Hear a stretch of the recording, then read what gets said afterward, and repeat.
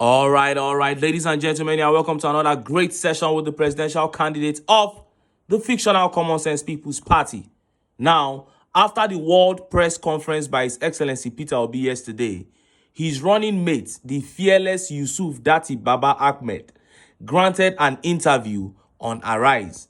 The interview has become the most talked about event since it dropped, especially because Datti touched on sensitive issues without mincing words. He said expressly that the judgment of the Supreme Court that gave Tinubu victory was clearly a breach of the Constitution. He said it was a shame that while other countries are setting high standards for choosing leaders, Nigeria is dropping the bar. But where Datti actually ruffled the most feathers was where he began charging Nigerians to take their country back, even after the Supreme Court judgment. And he was charging them to do it through demonstrations and protests like other countries. He said, Nigerians, wake up and stand up for yourself. No Supreme Court judge will give you democracy. He said power belongs to the people and not the courts. In addition to calling the Tinubu regime a disaster, Datti said, if the constitution of your country is breached, if you are a country that really wants democracy, you must stand up and take the power back. Here is a summary of that explosive interview. Because before the swearing in of President Tinubu on May the 29th, I mean, to give this a bit of historical context, you were emphatic and clear and almost urgent in your call for Mr. Tinubu not to be sworn in. What were your fears and concerns? Because he's obviously been sworn in and the world hasn't come to an end, has it? Nigeria may come to an end if the world doesn't come to an end. But very valid question. I feared for Tinubu himself, from himself. I feared for the reputation of Nigeria. You see, the international profile of global leaders has risen astronomically, to the extent that royals even discipline their own.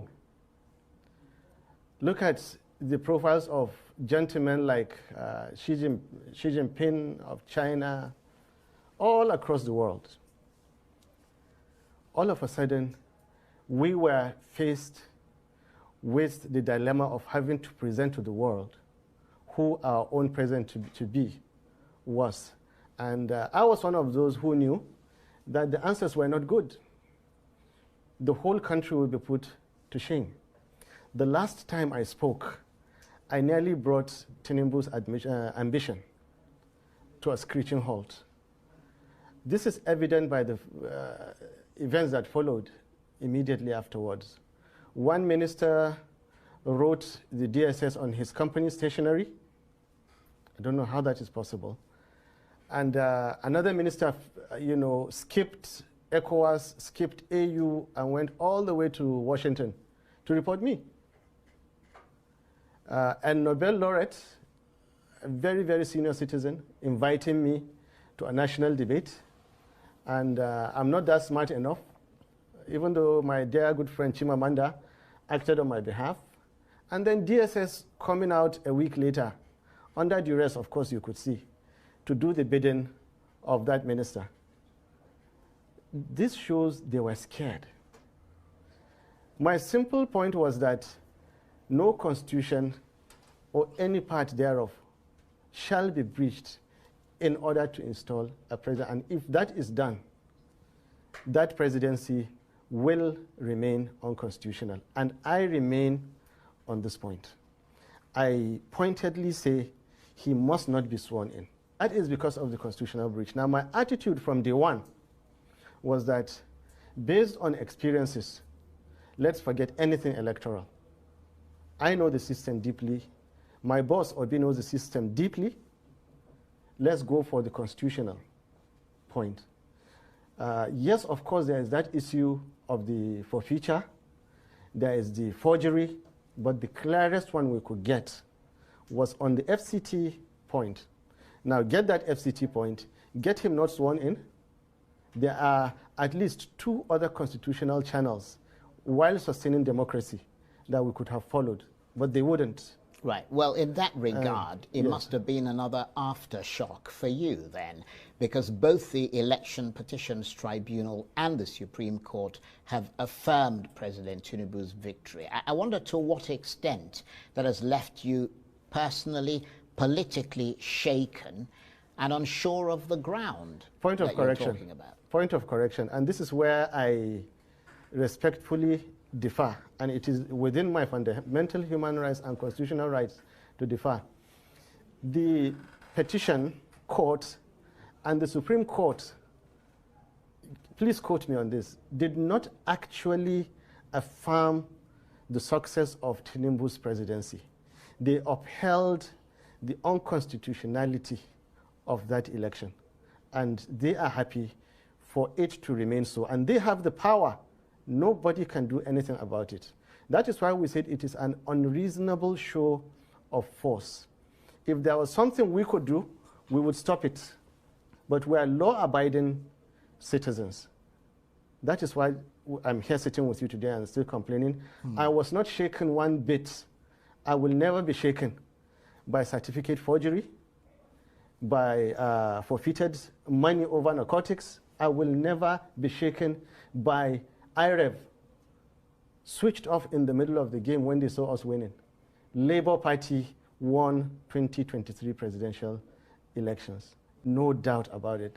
They are cheats, they are bullies, and they have taken full advantage of the situation in Nigeria. When you ask me what is the situation in Nigeria, I will go ahead and tell you some fundamental things that say why we are in this situation today. Right. Can I go ahead?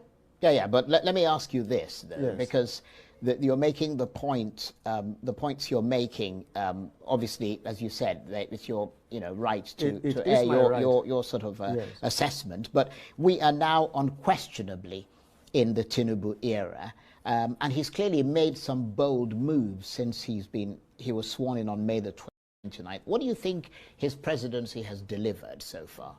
Disaster. There is nothing bold or special about making appointments. Anybody can make appointments. Any right-thinking businessman, any public servant can make appointments. There is nothing. People jump over you, pay money, buy appointments. Most of the appointments you see are Well, that's paid an for. allegation we can't substantiate, of course. Anyway, what I'm saying, there is nothing about making appointments. You should be talking about the Naira has fallen down to 1,250. You should be speaking about 26 Nigerian soldiers that were killed in neighboring Niger State, something that has never happened in all Nigerian military missions throughout Africa. Nigerian military are dreaded because they are good, they are professional, yet in our backyard they kill our soldiers. Under Tinubu, what is bold in having your soldiers being killed? To rub it in, they followed with killing another 8 soldiers. To rub it in, villages, almost on daily basis, that is the news, everywhere in Nigeria.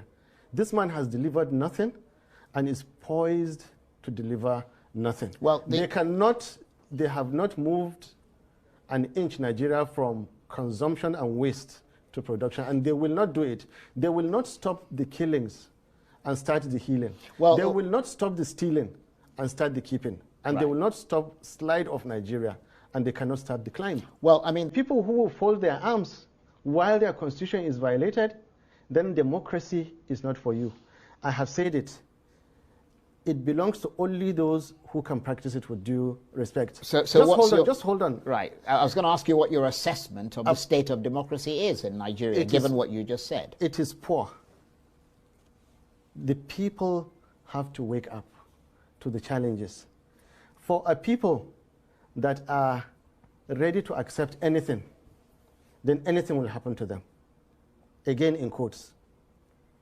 You see, a fraction of 1% difference in a political DNA of a society can spell the difference between servitude and freedom.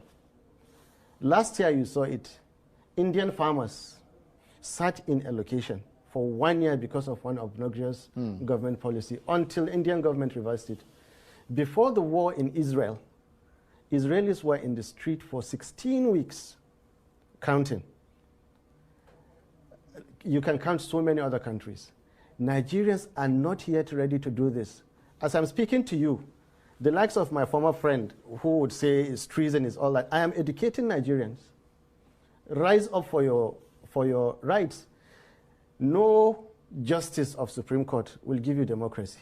And that was DATTI Baba Ahmed there saying no Supreme Court justice will give Nigerians democracy. That if Nigerians truly want democracy, then they must get up and get it themselves. Now, the biggest hindrance to this happening is the fact that the people view leadership, or should I say politics, through ethnic and religious lenses.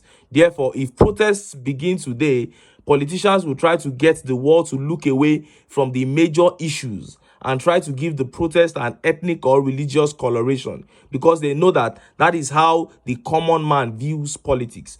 But if the people will begin to consider the issues as they are, if the people would look away from ethnicity and religious fanaticism, if the people can set aside bigotry, then the evil politicians will become powerless, and then the common man can enjoy a country of prosperity. Anyway, make I leave am here. Make I still enter town.